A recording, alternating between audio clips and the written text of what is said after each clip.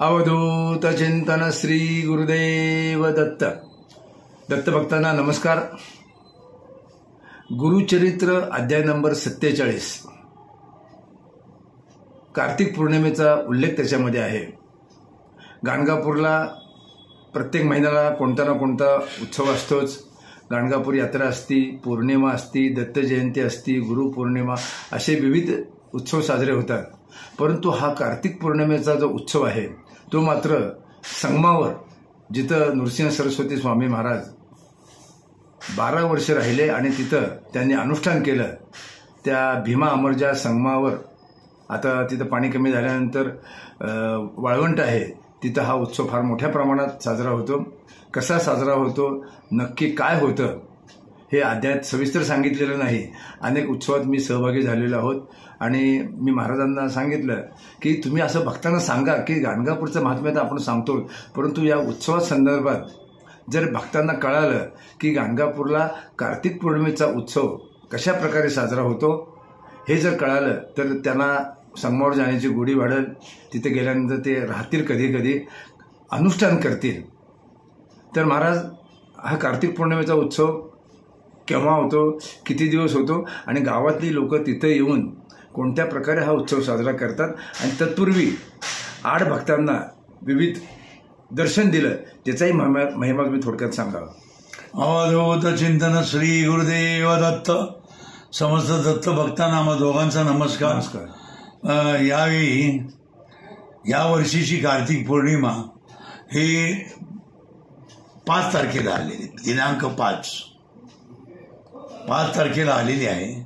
आणि कार्तिक पौर्णिमेचं विशेष महत्त्व सांगायचं म्हणजे असं की गुरुचरित्र जे सगळे भक्त वाचतात त्यामध्ये अध्याय 47 मध्ये याचं सर्व थोडक्यामध्ये वर्णन आलेलं आहे की महाराजांकडे जे भक्त म्हणले की बा दिवाळीला तुम्ही आमच्याकडं यावे, आमच्याकडं दिवाळी साजरी करावी, म्हणून त्यांनी काय केलं की आम्ही तुमच्याकडे येतो, तुम्ही कोणाला सांगू नका, आम्ही तुमच्याकडे येणार, असं म्हणून जे सर्वांकडे महाराज त्या ठिकाणी गेले.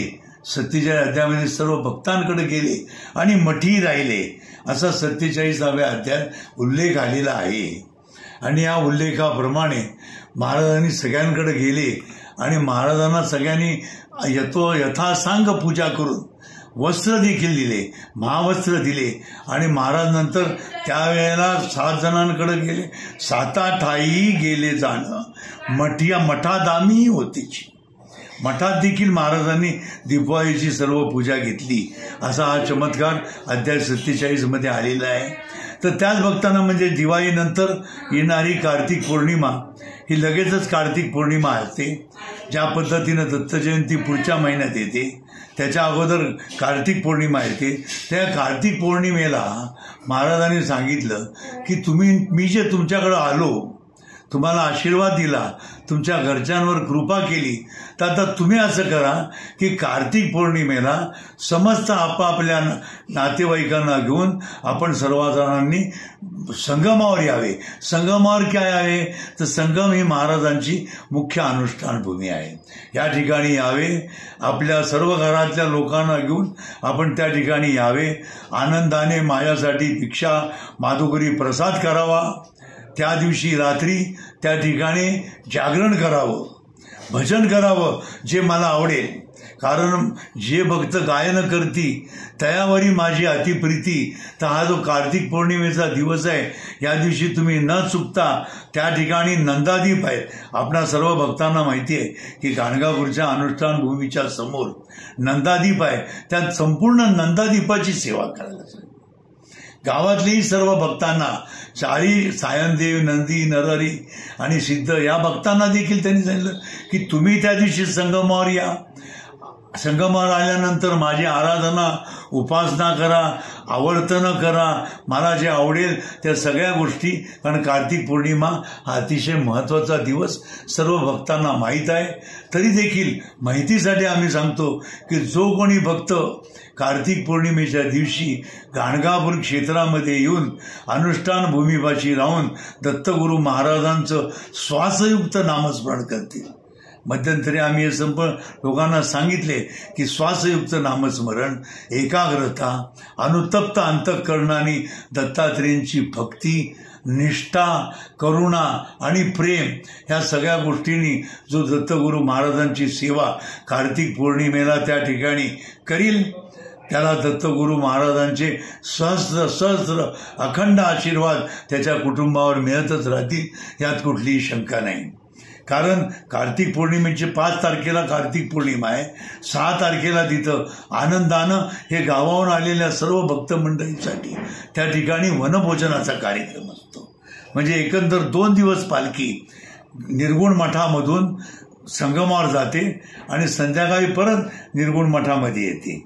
असा हा कार्यक्रम अतिशय भव्य दिव्य स्वरूपात आणि त्या ठिकाणी गाणगापूरमध्ये होतो. आणि विशेष सांगायचं म्हणजे आताच सतीशरावांनी ते सांगितलंच आहे की हा एकच उत्सव असा आहे गाणगापूर क्षेत्रातला की सर्व उत्सव दत्त जयंती, माघ पौर्णिमा आणि इतर पौर्णिमा हे सगळे उत्सव हे गाणगापूरच्या निर्गुण मठामध्ये साजरे होत असतात.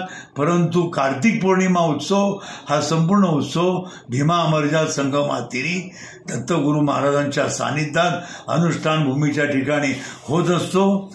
जे भाविक त्या ठिकाणी येतात त्यांना दत्तगुरू महाराजांचे आशीर्वाद तर मिळतातच, पण जे कोणी भक्त आपल्या घरून देखील मनोभावे दत्तात्रेयांची प्रार्थना करतील, श्रीमद नरसिंह सरस्वती स्वामी महाराजांची प्रार्थना करतील, त्या सर्वांना दिवाळीनिमित्त आणि पुढं कार्तिक पौर्णिमेनिमित्त देखील दत्तगुरू महाराजांचे अखंड आशीर्वाद मिळाल्याशिवाय राहणार नाही, अशी ही घटना आहे आणि गुरुचरित्रामध्ये आलेली आहे.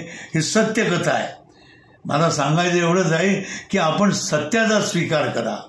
दत्तगुरू महाराज हे गुप्त रूपाने आज देखील गाणगापूर क्षेत्रामध्ये आहेत.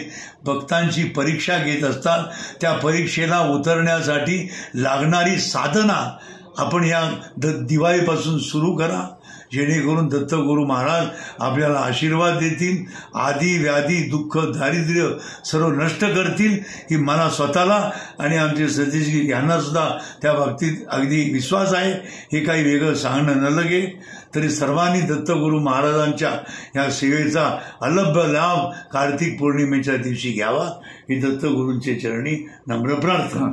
वनभोजनाचं काय महत्व आहे आणि वनभोजन म्हणजे नक्की काय होतं हे अजून भाविकांना सविस्तर कळायला तर बरं होईल. ज्या दिवशी पहिल्या दिवशी कार्तिक पौर्णिमेला त्या ठिकाणी भक्त आल्यानंतर त्या ठिकाणी भक्त सगळे त्या ठिकाणी प्रसाद तयार करतो.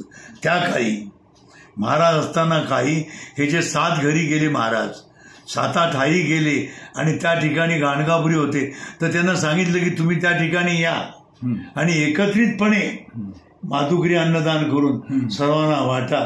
ती माधुकरी महाराजांना प्रिय आहे.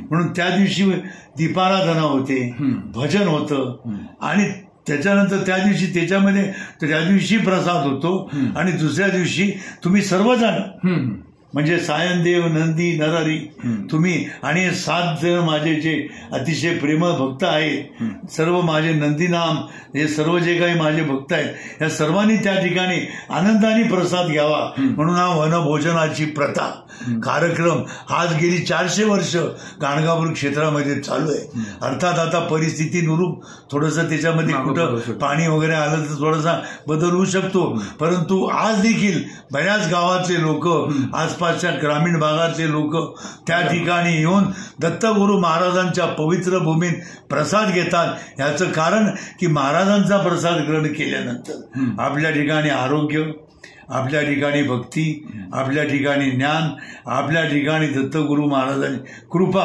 हे होण्यास कुठल्याही पद्धतीचा विलंब लागत नाही. ही सत्य घटना आहे.